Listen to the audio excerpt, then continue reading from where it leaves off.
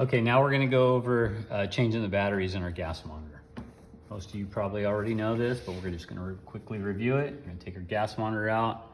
We wanna make sure we go face down on some soft surface so we don't scratch the screen. We're gonna remove these 4 screws here with our Phillips tool that came from the box.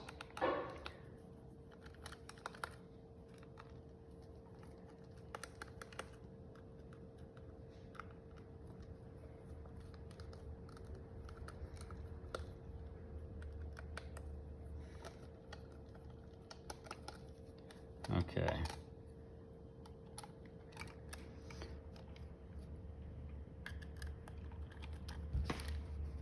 Okay, so we're gonna flip it over and we're gonna remove our little battery housing area. Just pry it up from the side gently. Okay, and now we're gonna open it up, and it takes 3 AAA batteries. So what we wanna do is, we always have a backup. We always have extra batteries in our box, at least 3. So we wanna go ahead and change them out.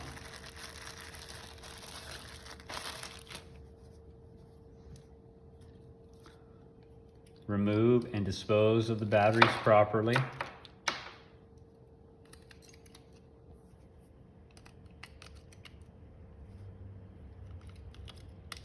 And then go ahead and replace the battery housing and reattach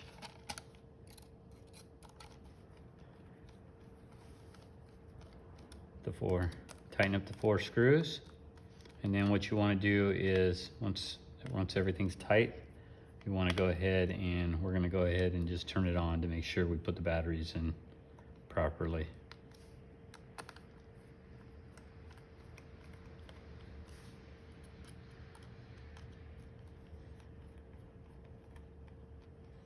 Okay, turn it over, turn on your gas monitor,